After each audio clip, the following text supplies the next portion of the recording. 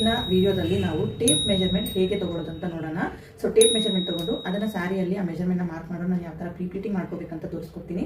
ಇವತ್ತು ಫಸ್ಟ್ ಬಂದ್ಬಿಟ್ಟು ನಾವು ಮೆಜರ್ಮೆಂಟ್ ಹೇಗೆ ಮಾಡೋದು ಅಂತ ನೋಡೋಣ. ಸೊ ಅದಕ್ಕೆ ನಾನು ಇಲ್ಲಿ ಟೈಲರಿಂಗ್ ಟೇಪ್, ಇಂಚ್ ಟೇಪ್ ಅಂತ ಹೇಳೋ ಈ ಒಂದು ಟೇಪ್ ಅನ್ನು ನಾನು ಬಳಸಿ ಯಾವ ತರ ಮೆಜರ್ಮೆಂಟ್ ತಗೋಬೇಕು ಅಂತ ನಾನು ನಿಮಗೆ ಹೇಳ್ಕೊಡ್ತೀನಿ. ಸೊ ಯಾವಾಗ ನೀವು ಮೆಜರ್ ಮಾಡುವಾಗ ಇಂಚಸ್ ಅಲ್ಲಿ ನೀವು ಬಂದ್ಬಿಟ್ಟು ಮೆಜರ್ಮೆಂಟ್ ಮಾಡ್ಕೋಬೇಕು, ಸೆಂಟಿಮೀಟರ್ಸ್ ಅಲ್ಲಿ ಮೆಜರ್ ಮಾಡಬಾರ್ದು. ಸೊ ಇಂಚಸ್ ಅಲ್ಲಿ ಮೆಜರ್ಮೆಂಟ್ ಮಾಡ್ಕೊಂಡು ನೀವು ಯಾವ ತರ ನಿಮ್ಮ ಸ್ಯಾರಿನ ಪ್ರೀಪ್ಲೀಟಿಂಗ್ ಮಾಡೋದು ಅಂತ ನೋಡೋಣ. ಸೊ ಫಸ್ಟ್ ಬಂದ್ಬಿಟ್ಟು ನಮಗೆ ಪಲ್ಲು ಲೆಂತ್ ಬೇಕಾಗಿರುತ್ತೆ. ಸೊ ನಮ್ಮ ಶೋಲ್ಡರ್ ಇಂದ ಏನೇ ಫ್ಯಾಬ್ರಿಕ್ ಬ್ಯಾಕ್ ಸೈಡ್ ಅಲ್ಲಿ ಇರುತ್ತೆ ಅದನ್ನ ಪಲ್ಲು ಅಂತ ಹೇಳ್ತೀವಿ. ಸೊ ಅದಕ್ಕೆ ಯಾವ ತರ ಮೆಜರ್ಮೆಂಟ್ ತಗೊಳ್ಳೋದು ಅಂತ ನೋಡೋಣ.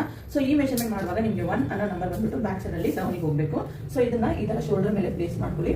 ಶೋಲ್ಡರ್ ಮೇಲೆ ಪ್ಲೇಸ್ ಮಾಡ್ಕೊಂಡು ನಿಮ್ಮ ಬ್ಯಾಕ್ ಸೈಡ್ ಅಲ್ಲಿರೋ ಕಾಫ್ ಮಸಲ್ ಅದವರೆಗೂ ನೀವು ಈ ಒಂದು ಮೆಜರ್ಮೆಂಟ್ ಅನ್ನ ತಗೊಳ್ಳಿ, ನಿಮ್ಮ ಶೋಲ್ಡರ್ ವರ್ಗೂ. ಸೊ ಇಲ್ಲಿಗೆ ನನಗೆ ಬಂದ್ಬಿಟ್ಟು 45 ಅಷ್ಟು ಬರ್ತಾ ಇದೆ. ಸೊ ಇದು ಬಂದ್ಬಿಟ್ಟು ನಮಗೆ ಪಲ್ಲು ಮೆಜರ್ಮೆಂಟ್. ಸೊ ನೆಕ್ಸ್ಟ್ ಮೆಜರ್ಮೆಂಟ್ ಬಂದ್ಬಿಟ್ಟು ನಮಗೆ ಚೆಸ್ಟ್ ಪೀಟು ಮತ್ತೆ ಸೈಡ್ ಲೇಯರ್ಗೆ.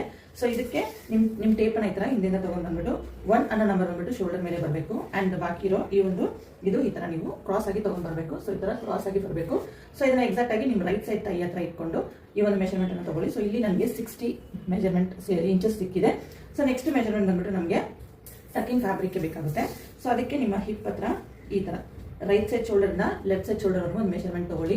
ಸೊ ನಾನು ವಿಡಿಯೋ ತೋರಿಸೋ ತರ ನಿಮ್ ಟೇಪ್ ನ ಫುಲ್ ಮಾಡಬಾರ್ದು, ಫ್ರೀ ಆಗಿ ನಿಮ್ ಟೇಪ್ ಬಂದ್ಬಿಟ್ಟು ಫ್ರೀ ಆಗಿರ್ಬೇಕು. ಸೊ ಇಲ್ಲಿ ನನಗೆ 47 ಬಂದಿದೆ. ಸೊ 47 ವರೆಗೂ ಬಂದಿದೆ. ಸೊ ಇವತ್ತು ತಗೊಂಡಿರೋ ಮೆಜರ್ಮೆಂಟ್ ನ ನಾಳೆ ನಾವು ಸ್ಯಾರಿಯಲ್ಲಿ ಯಾವ ತರ ಈ ಒಂದು ಮೆಜರ್ಮೆಂಟ್ ನ ಮಾರ್ಕ್ ಮಾಡೋದಂತ ನೋಡೋಣ. ಸೊ ಈ ತರ ವಿಡಿಯೋಸ್ ನಿಮ್ಗೂ ನೋಡ್ಬೇಕು ಅಂದ್ರೆ ನನ್ನ ಪೇಜ್ ನ ಫಾಲೋ ಮಾಡಿ ಇಟ್ಕೊಳ್ಳಿ. Thank you.